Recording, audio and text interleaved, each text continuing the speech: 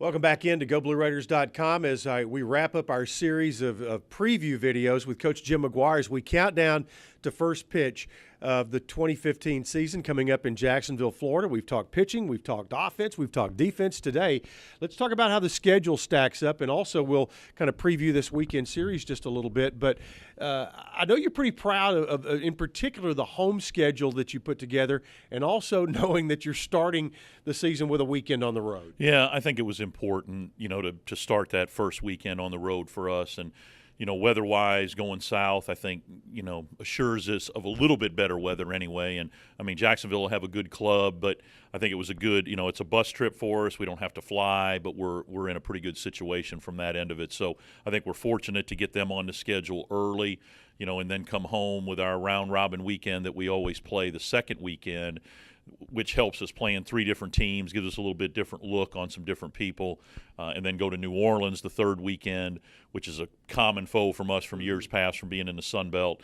And, again, hopefully a little bit better weather when we go there. And then University of Iowa coming in here, which is important, getting Big Ten teams in, recognizable names, good programs to come to Reese Smith Field to play, I think is important. So that's our 4 weekends leading up to conference play, and kind of wanted to do the 2 at home and 2 away and alternate every weekend, so it fell into place pretty well. Talk about the round-robin weekend of who's involved this year. Well, it's a good weekend. Us and Belmont and Lipscomb, we bring 3 teams in to play, all 3 of us, and they rotate to the 3 schools. So we'll play Valparaiso, we'll play Ohio U, and we will play Western Illinois, and they'll rotate amongst the 3 of us and play. So it's good. It gives you 3 different opponents, 3 different looks, 3 different matchups. I like the 3-game series when you play people, but it's good to play some different people and to get people come here, because it leads to things down the line, for future opponents. They've been here before, the familiarity of where they're going.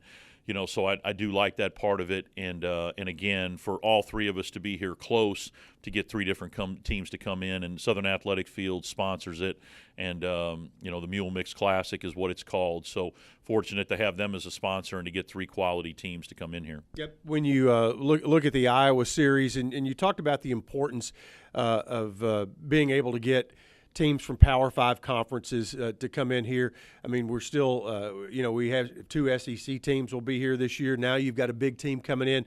And I remember sitting in this stadium just a few years ago watching Antoine Randall playing first base for Indiana. Right, it is. It's good to get, you're just saying, the quality opponent that you can bring in here, especially getting opportunities to play them at home. And with our facility and proximity to Nashville and the airport, things like that, where teams can get in and out, I think that adds to it. And I think getting a quality opponent again like Iowa to come in, I think has been big. We're trying to get involved more with the Big Ten teams.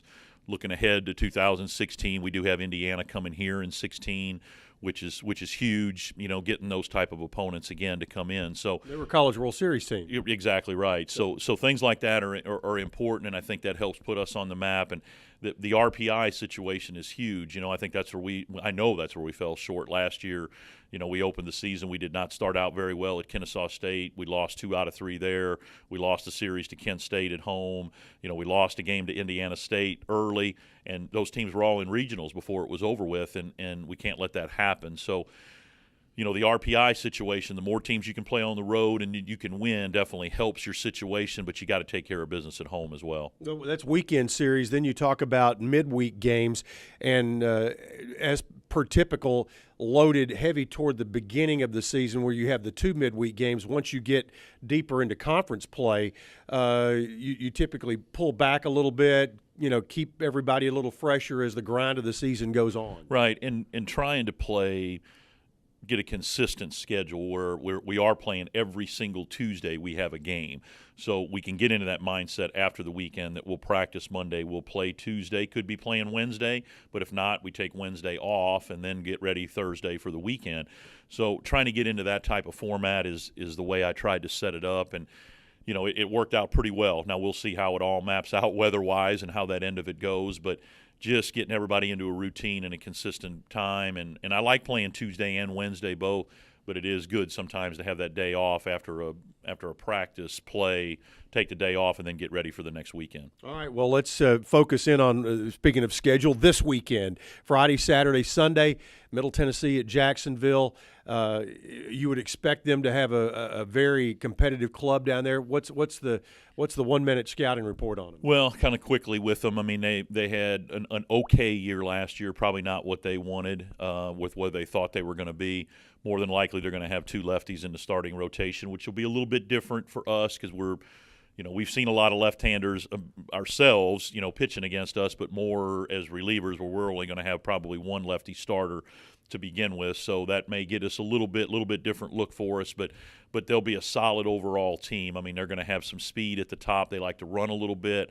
One of their better hitters is coming back in their starting lineup. So it's going to be a challenge for us as well, and going on the road right off the bat and the long bus trip and things like that. But they're going to have a good team, and them playing at home opening weekend, I'm sure they're going to be fired up for that end of it. So we're going to have to go in and play solid defensively and just limit our mistakes to have an opportunity to win that series. Well, we'll have full coverage on GoBlueRaiders.com, but also on the radio as well.